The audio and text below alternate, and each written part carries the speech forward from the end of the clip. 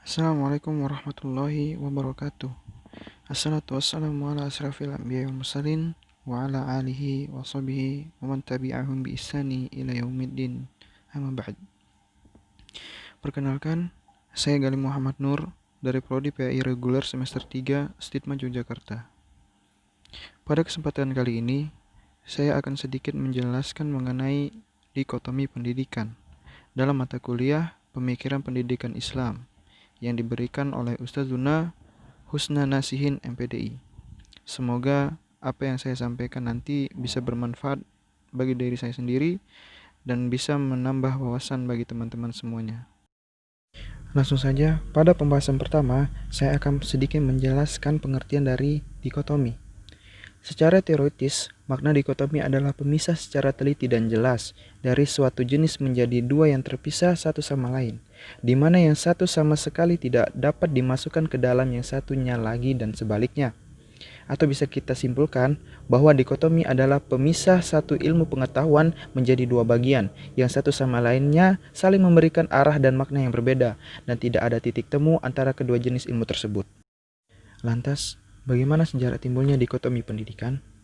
Dikotomi ilmu pengetahuan merupakan sebuah paradigma yang selalu marak diperbincangkan dan tidak berkesudahan. Munculnya dikotomi keilmuan ini akan berimplikasi terhadap mode pemikiran. Di satu pihak, ada pendidikan yang hanya memperdalam ilmu modern yang kering dari nilai-nilai keagamaan. Dan di sisi lain, ada pendidikan yang hanya memperdalam masalah agama dan terpisah dari perkembangan ilmu pengetahuan. Reality ini mengingatkan kita akan sikap mengisolasi diri dari sistem pemikiran, dan kehidupan sosial ini pun ikut mempengaruhi terjadinya dikotomi pendidikan. Kemudian, apa saja dampak dikotomi pendidikan? Dampak dari dikotomi pendidikan itu sangat banyak. Namun, dampak yang paling besar pengaruhnya menurut saya adalah sebagai berikut. Yang pertama, timbulnya sekolah-sekolah yang mengatasnamakan Islam, namun mengambil sistem pendidikan Islam bukan dari Islam itu sendiri, melainkan meniru metode dan sistem pendidikan Barat, sehingga terjadinya penyimpangan-penyimpangan besar dalam agama. Hal ini terjadi karena dijadikannya pendapat para ahli filsafat dalam mengambil hukum agama. Yang kedua, lahirnya generasi-generasi yang memiliki paham sekuler dan liberalisme yang diadopsi dari paham pendidikan Barat. Dan bagaimana dikotomi pendidikan masuk Indonesia? Pada awal abad ke-20 Masehi, pendidikan Indonesia terpecah menjadi dua golongan, yaitu yang pertama, pendidikan yang diberikan oleh sekolah-sekolah Barat, sekuler yang tidak mengenal ajaran agama. Yang kedua, pendidikan yang diberikan oleh pondok pesantren yang hanya mengenal agama saja. Pada periode tersebut, terdapat dua corak pendidikan, yaitu corak lama yang berpusat di pondok pesantren dan corak baru dari perguruan atau sekolah-sekolah yang didirikan oleh pemerintah Belanda. Namun, kondisi ini lebih parah dengan dikeluarkannya Surat Keputusan Bersama atau SKB dari 3 menteri, yaitu Menteri Dalam Negeri, Menteri Pendidikan dan Kebudayaan, dan Menteri Agama pada tahun 1975, yang mempersamakan kedudukan sekolah umum dan madrasah yang statusnya masih sebagai sekolah agama. Keputusan ini menimbulkan kesalahpahaman dalam dunia pendidikan. Pendidikan umumnya bersifat umum disamakan dengan pendidikan agama Islam dalam arti khusus. Akibatnya, penunggalan dalam pendidikan Islam makin rancu pada penggunaan istilah bagi semua jenjang, model, dan bidang studi.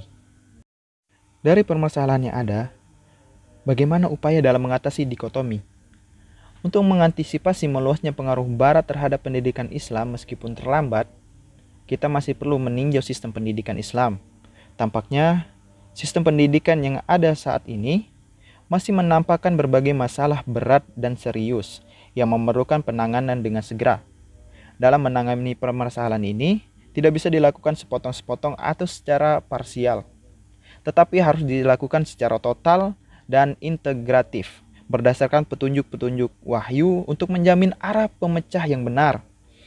Sistem pendidikan Islam ini layak mendapatkan perhatian yang sangat serius karena menjadi faktor utama yang menentukan nasib umat Islam selama ini dan ke depannya.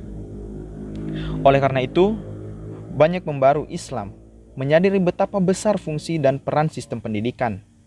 Mereka menyadari betul bahwa untuk membenahi keadaan umat Islam yang sedang tertindas sekarang, yaitu pertama, yang harus dilakukan adalah dengan memperbaiki sistem pendidikan Islam. Mungkin sedikit dari saya mengenai pembahasan tentang dikotomi pendidikan. Semoga apa yang saya sampaikan tadi bisa dipahami dan bisa bermanfaat ataupun sedikit menambah wawasan teman-teman sekalian, terkhususnya untuk saya pribadi. Mungkin sampai sini. Jika ada salah-salah kata, pada Allah saya mohon ampun. Wabillahi taufiq wal hidayah. Wassalamualaikum warahmatullahi wabarakatuh. Jazakumullahu khairan atas perhatian teman-teman semuanya.